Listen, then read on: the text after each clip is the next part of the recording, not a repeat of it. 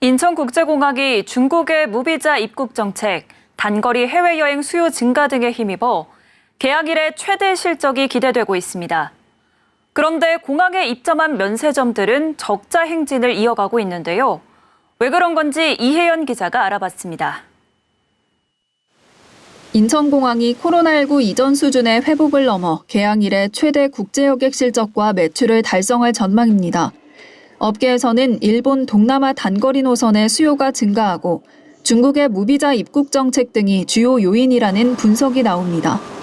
인천국제공항공사는 지난 18일 올해 여객 실적을 지난해 대비 26.6% 상승한 약 7,123만 명으로 예상한다고 밝혔습니다. 매출은 2조 9,249억 원으로 예측했는데 이는 팬데믹 이전인 2019년 매출 2조 7,592억 원을 뛰어넘는 수치입니다.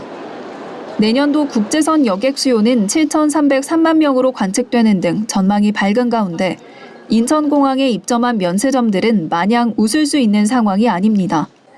인천공항 전체 매출의 약 40%를 이들이 납부하는 임대료가 차지하고 있는데 정작 면세업계의 실적이 어둡기 때문. 인천공항 면세점 임대료는 여객들이 늘어나는 만큼 임대료를 추가적으로 내는 구조입니다. 최근 인천공항이 제2여객터미널 4단계 확장구역 내 면세점에 여객수가 아닌 매출액 기반 임대료를 부과하겠다고 밝혔지만 일시적인 조치입니다. 최근 큰손 중국인 관광객이 감소하고 고물가 속 실속을 찾는 소비자가 많아지면서 여행객은 늘었지만 정작 면세점에서 물건을 사는 소비자는 줄어들고 있는 겁니다. 실제 올해 3분기 면세점 4사가 나란히 적자를 기록했고 4분기엔 각 면세점별로 최대 100억 원의 적자가 예상되는 상황. 이 같은 상황에서 정부가 면세점 업계의 어려움을 지원하기 위해 나섰습니다.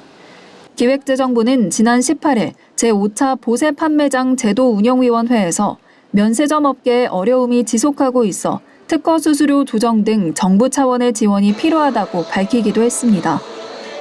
2017년 개정 당시 이전보다 최대 20배 올렸던 면세점 수수료율을 코로나19 이후 한시적으로 50% 낮췄지만 엔데믹에도 면세업이 부진하자 최대 30에서 40%까지 낮추는 등 전면적인 개편에 나설 것으로 알려졌습니다.